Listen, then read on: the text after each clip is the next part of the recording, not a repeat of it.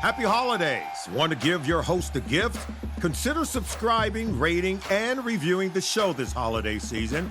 It really helps the show grow. From all of us at Believe, have a Merry Christmas, everyone, and a happy holiday.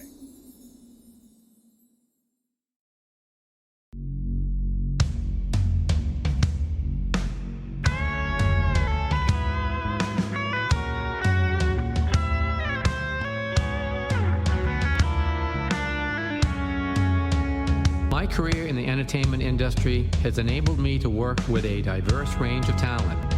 Through my years of experience, I've recognized two essential aspects.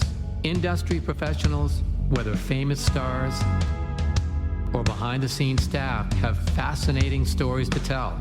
Secondly, audiences are eager to listen to these stories, which offer a glimpse into their lives and the evolution of their life stories. This podcast aims to share these narratives, providing information on how they evolved into their chosen career. We will delve into their journey to stardom, discuss their struggles and successes, and hear from people who helped them achieve their goals. Get ready for intriguing behind-the-scenes stories and insights into the fascinating world of entertainment. Hi, I'm Tony Mantor. Welcome to Almost Live Nashville. Today, the spotlight is on the dynamic duo Chris and Ben, better known as Boomtown Saints. Crowned Music Row Magazine's 2024 Independent Artist of the Year and CDX Nashville's 2025 Group of the Year, these guys are playing high-energy music that have their fans hooked. With hits like Blacktop Don't and All Trucks Go to Heaven, their raw talent and authentic vibes are about to take over. Their music tells stories that resonate deeply. Today, they're here to share their incredible journey from a meeting in a Nashville gym to becoming one of country music's hottest acts. It's a pleasure to have them join us today. So before we dive into our episode, we'll be right back with an uninterrupted show right after a word from our sponsors. Thanks for coming on. Of course. Glad to be here. Thanks for having us. Oh, it's my pleasure. I love asking bands that have distinctive names on how they chose it. I really believe that your name is rather interesting. So if you would, can you give us the backstory on how you chose yours? Yeah, so we originally had a different name, and we got involved with record labels and agencies. So we were an old flag football team name of mine. We were basically a cover band. It was called Hopscotch Mafia.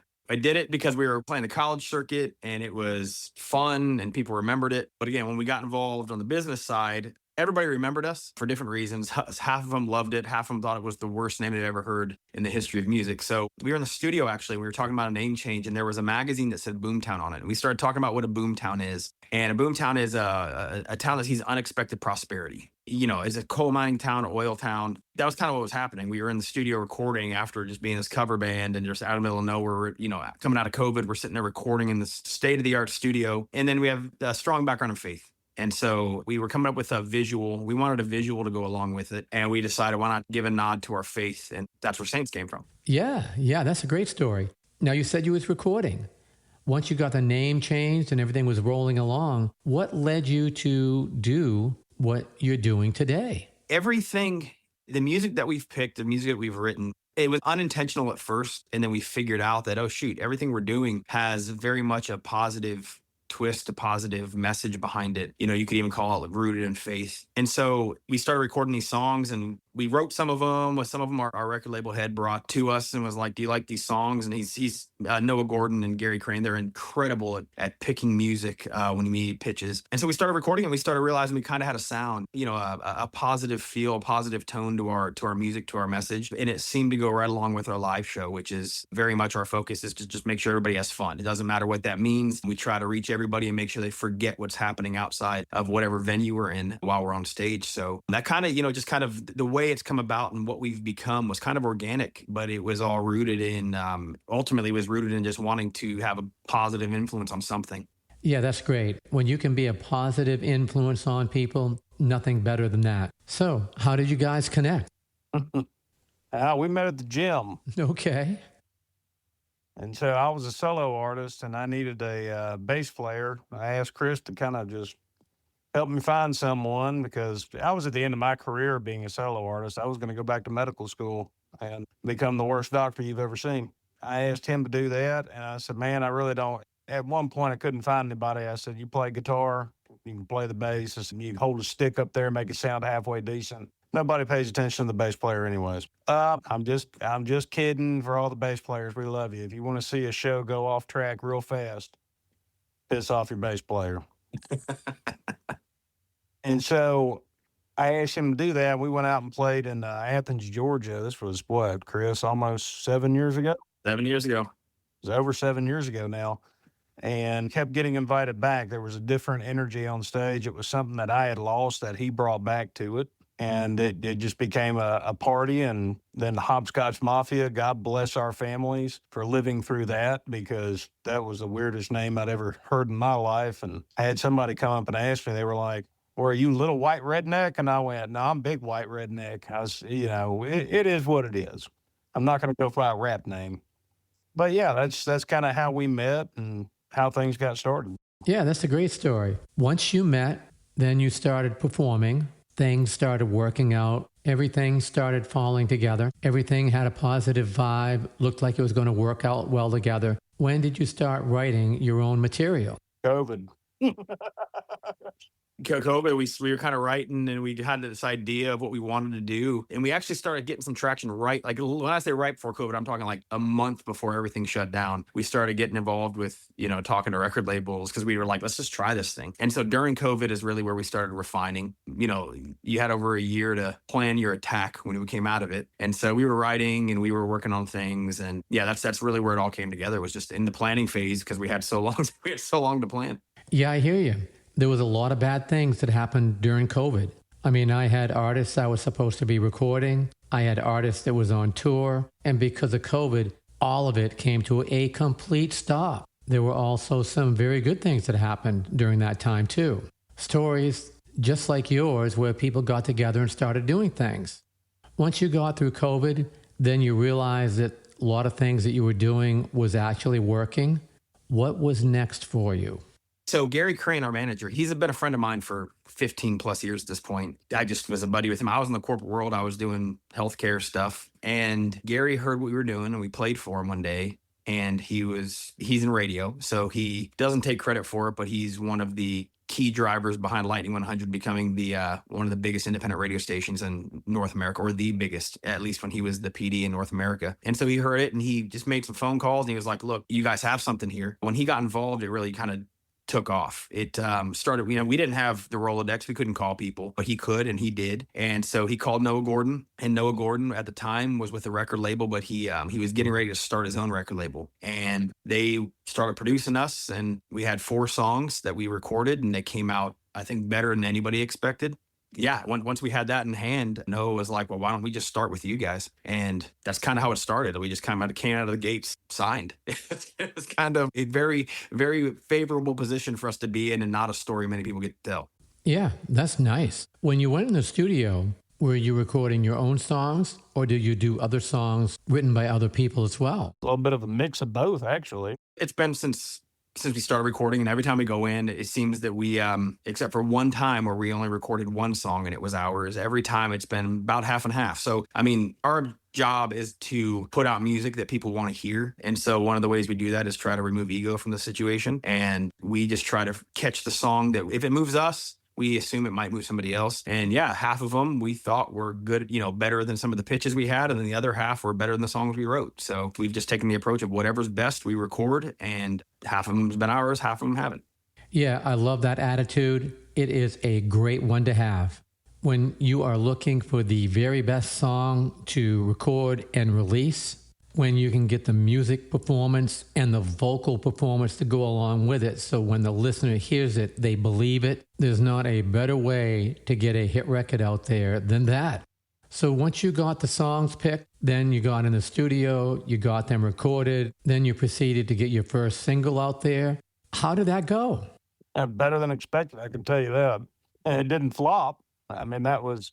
that's what you're always. That's great. You're always nervous as an artist, and you never know what's going to happen. You put your heart and soul into something, and then you put it out there, and you hope it goes well, but you just never know. And All Trucks Go to Heaven, our first release, it did very well. And I think that set up for everything that we have done since. Yeah, that's great. It's always good to have something go better than what you expected.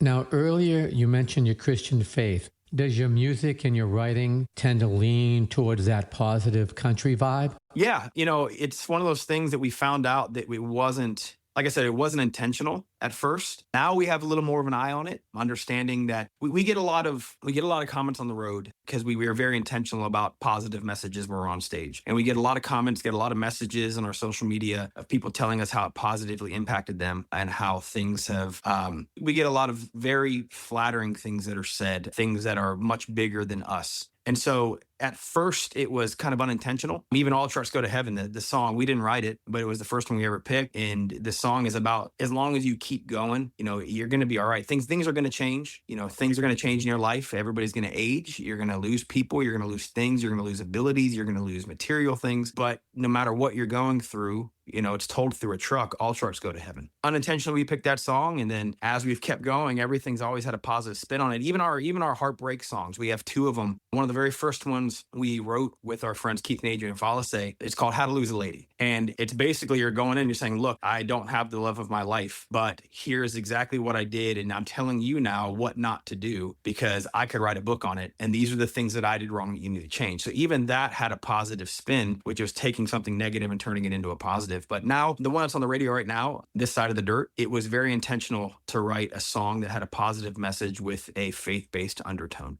And the hook on it is God only gives us so much time on this side of the dirt. I mean, it's just talking about what you need to chase and how hard you need to love while we're here. Yeah, that's great.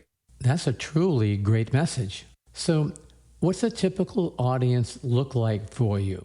You roll into the venue, you set up, you kind of have your feeling on what it might be, but every venue has an array of different people. You've got a great fan base, so where you go, you hope a lot of your fan base shows up. Then, of course, you never know who's going to be there right along with them. So what's your typical fan base look like?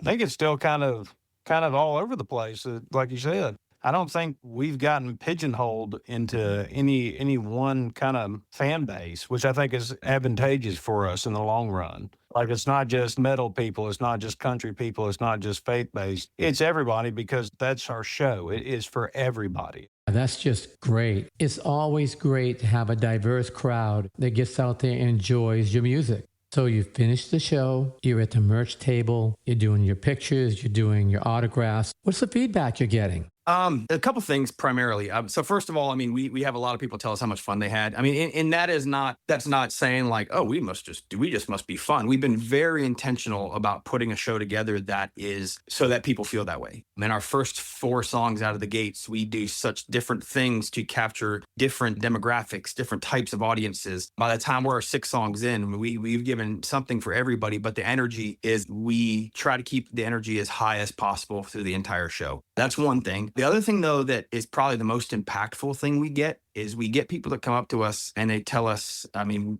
how the message that we were delivering on stage gives them motivation to keep going. Some people come up and said, you've given me hope. And we're like, wow, that's heavy. That's more than us. But yeah, we get that quite a bit because we are very intentional about, look, Ben and I, we don't deserve what we have right now. In the past, we've, if it weren't for grace, we wouldn't be able to have the wives we have now. We wouldn't have the daughters we have now. We wouldn't have this career. If it was based on things we did in the past, we should not be anywhere in the atmosphere we're in right now. And we make that very clear when we're on stage, that if we can be here doing this, I promise everybody has hope to move forward and keep driving. And we get a lot of comments based around that. Wow, that's great. Very humble, very deserving. What's your band makeup look like? What's your instrumentation and how do you arrange everything? So I'll tell you what we got and Ben can tell you about the people. So we carry with us, we have a lot of movement in our songs. So we do have to run our orchestra stuff through tracks. Some people love that. Some people hate it, but we can't carry an orchestra with us. Unfortunately, we have a lot of strings in our stuff. We do carry a bass player, 2 guitar players and our drummer. And we have a very unique mix of individuals. Ben, you want to tell them about the guys? We have a giant mix of everybody. I mean, Caleb is our drummer. He's our rock back there, and he's a Marine. You can't say former Marine; they get pissed off about that. Yeah. He is a Marine. He's so smart and awesome. And then you have Trey who plays bass. Trey was on The Voice. He's just an amazing vocal talent. Interjecting real quick, we actually realized recently that he was top 10 on The Voice, I think season 10. And we realized about a month ago, we're like, why don't we have him singing? so we haven't had he's strictly been playing bass for us now for a while. So that was a whoops. Oh, yeah. I know. And then you move over to our one of our band leader, our guitar player Mark, who, if you saw him on stage, you think he's just all intense metalhead with mohawk and everything else. One of the sweetest men you'll ever meet, and one of the smartest guys you'll ever meet as well. He's changed a lot of our lives just by mentorship. And then you've got Jesse. And let me just put it this way: all of us have kids. Me, Chris, Trey doesn't have kids, but the main everything, we all have kids. Jesse has cats. Jesse's about 6'4", and he looks like he just crawled off a Viking ship. If you saw him in the middle of the night in a dark room, you'd think something bad's about to happen, and you walk up to him and goes, "Hi, my name's Jesse. How are you?" Nice to see me. You'll ever meet. Great guitar player, just great hang. So Yeah, that's a great collection of people. Now, do either of you play while you're performing? I do. Play acoustic because it gets expensive carrying a seventh person. So I play acoustic as much as I can. There's 3 guitars up there. I've got to deliver vocals. It's like, I'm good. I'm not just going to sit up there and hold something and just to make it look cool. It's like, that's, I've got to deliver that, and everybody else is absolutely amazing in what they play. Yeah, that's great. Now, do you divide your singing up, or does one do more than the others? How does that all work out with your performances on vocals? Ben carries the majority of the lead. And now live, we switch back and forth a little bit. I do 30% of the songs I'll lead. But I mean, the thing is, I actually learned this from FGL. Yeah. Love Brian. He's a super nice guy, but I never like it when the second vocalist sings when they're not supposed to be the main guy. And so, yeah, Ben, I can't match his tone. I can't match the way he sings, period. So he just go ahead. We let him carry that. Just go on and say it. Just go on and say it. And I can't sing harmonies worth of. Never mind. I can't say that on here. Yeah, don't worry. A lot of people cannot sing harmonies. That's something that I've found with a lot of bands that I've been in, and I had to carry the harmonies lots of times. So I get that. Now, how do you plan your show? Do you have a set plan for the first 6 or 10 songs and then ad lib from there? So how do you put together your show so that you have a certain structure that you follow for at least a certain amount of time? Then after that, do you start kind of going with the flow of the audience? So that's one of the beautiful things about the band being together for so long. So we obviously have a backing band, but they're brothers of ours. They've been with us for a very long time. One of the beautiful things is at this point, we know how long, including talking points, we know how long each song takes. So when we map out a set and we say, let's play, we have a 60-minute set. When we put a song in, we know exactly how long that song's going to take from the setup all the way through to the completion. But when we build the show, we build it in a way, there is a science behind it. You come out of the gates heavy, you want to hit them with something they don't expect after that, then you drive a little bit with stuff they know, then you drop them off a cliff, come back up, drop them off again, and you end stronger than you've ever played your entire life. And so we kind of know how that goes now. And so when we plan our sets, at this point, there's not really much planning to do. We know exactly what needs to go where in order for the show to flow properly. Now, in the beginning, it took a lot of trial and error, and there were a lot of times we walk off stage and be like, that felt really awkward in that part. But for the last probably 2 years, it's just we've been doing it so long that we just kind of know how it goes at this point. We have them built for whatever time we need to go. Yeah, that's perfect. It's really dynamics within a song and then dynamics within a set. Correct. So what's your plans? What do you see within the next 5 years? Everyone has a set of ideas of where they want to go and where they see themselves going. So what's the next step? Where do you see yourselves? We are, I mean, right now, so we have songs being released every 6 weeks through early 2026 right now that we already have queued up. And we're actually coming towards the end of our tour schedule this year. It's been a very hectic summer. When we get, I think October is kind of the last big month. We're gone for a couple weeks in October. And then November, December, we're going to really absorb family time. We're in this we got in this because it was the most direct path we had to setting up a legacy for our daughters. And that's why we're in it. So you can't be in it for that and then take all your time and do it. So we're going to take some time off November, December, and just enjoy the family, enjoy the holidays. I think we might have a holiday party here or there that we're going to do. Gotta enjoy some hunting season, baby. That's what we're gonna enjoy. Yeah. I get to take the 5-year-old out for the first time and go deer hunting with her. Oh, that's right. Yeah, that's great. Now, you say that you're doing this to build a legacy for your daughters. Give me a little more background on that. I think that's great. What's the scope of this?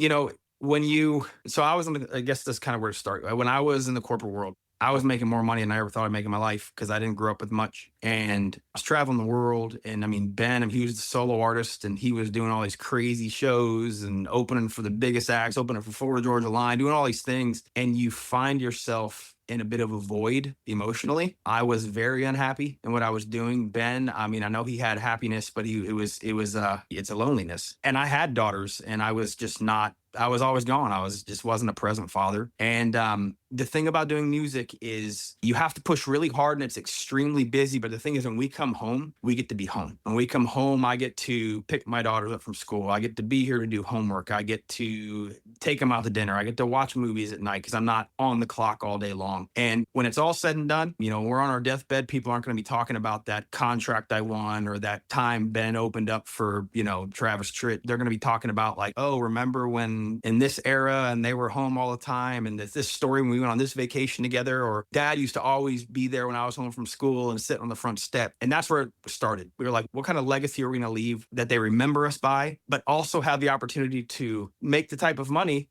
very quickly in this industry that sets them up so they don't have student loans when they get out of college and they have a trust fund that they can fall back on when they get older. And that's kind of where it's all rooted. I love it. It takes a little planning, but everything you said matters, it counts, and it's doable. One of the biggest things for me is, and for Chris as well, it's like my dad passed when I was 19 years old. And you're talking about, I don't have a voice recording. I don't have hardly any videos or anything of him. My girls can go on YouTube, Spotify, they can go anywhere. They know who Dad was. That's leaving a legacy too. They can look up on the wall and see a couple of number one plaques. They can see all that. They know who we were. That's meaningful to me. I agree. It's very important. A lot of people don't know, but the reason why I'm here in Nashville is for exactly the same reason that you just told. One day I was in the studio with a very well-known singer that was touring all the time. His son had come in town. This was right before cell phones. One of the session players told him about it, and he said, "Oh, I didn't realize my son was in town. I'll have to give him a call." Unfortunately, he did not have a relationship with his 20-year-old son because he'd been on the road all the time. Eventually, he did grow to have a relationship with him, and then, of course, he'd had a younger son that he was around a lot more, so it worked out. So I saw that, and I said, this is not going to be me. At that time, I was recording, performing, and I decided to move to Nashville, get into the production end, do development, do the record label management, and that's why I'm here today. There are certain things that are just more important than having those records on the wall. Absolutely not. That would be, I imagine that was a painful moment and one that we hope to not have to encounter. So no, never. So this has been great. You've given the listeners a lot of information about yourself on why you're doing this and what you're doing now. But what are some of the things that you still think is important that they hear about your plans on what you're doing and, of course, what you're planning on doing in the future? And Ben, I'm sure you have a couple too. First thing is we just talked about why we're doing this, and just know that our objective is to, I guess, not to sound corny or cliche, but like ambassadors of hope, man. That's why we do what we do. And just know that, when we're doing this, we are just like any artist. We're going to do it imperfectly. There's going to be things that we wish we could do differently. There's going to be shows that we don't deliver the way we want to deliver them. But I just hope everybody knows that we're out there giving it everything we have. Every time we walk on stage, there's no party after because we are so tired we go straight to bed because we literally leave it all. I actually passed out a few weeks ago after a show. We leave it all out there. Yeah. There's actually a podcast. There was a podcast that was there and they just got released yesterday and they actually talked about it. They talked about seeing me on the ground behind the stage. Dude, I literally, okay, so backstory on that. We went to Colorado for a week, okay? And so we were sitting there at 8,000 feet elevation, getting our butts kicked that way. And then we come back down to 1,000. And you're supposed to be better after that. I looked behind the stage after the show, and of course, it was what, 96 degrees, something like that? It was hot. It was hot. I look back over there at Chris, and him and Mark, I think, are sitting on the ground going, oh God. I was like, wow. Yeah. Okay. Out of us. We genuinely leave it all out there. So if you come and see us play, or even if you listen to us on the, on our records, I mean, we don't stop until we think the records are perfect. Thank you to Noah Gordon and Gary Crane for being so good at that. And then, but if you ever get a chance to come see us play live, just know that when we walk on the stage, if there's one person or 15,000 people, we are leaving everything we have up there. Yeah. And so that's kind of the main thing I hope people understand about us. And also, when we say from the stage, hey, look, come over to the merch table. It's not we're just trying to sell merch or something like that. It's nice, yeah, but we really genuinely love meeting people on a one-on-one basis.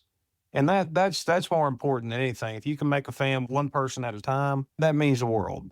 And we've had relationships with fans for many years now, for 7 years, some of them, and we love the people. We love talking to people. Yeah, I think that's great. It's always nice to meet people in person and, like you said, gain another fan and gain a friend. So now, how do people find you and follow you?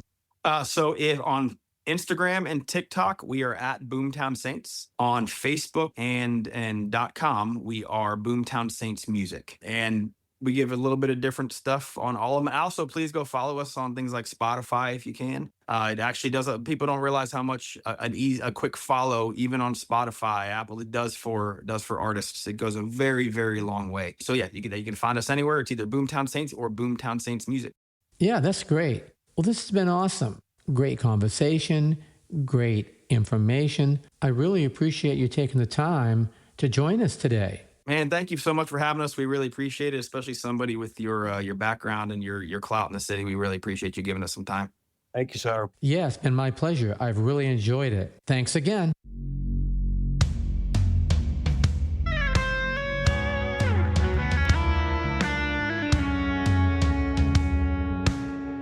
Thanks for joining us today. We hope you enjoyed the show.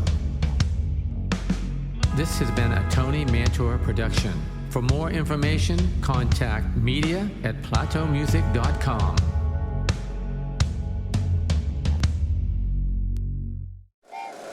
Happy holidays! Want to give your host a gift?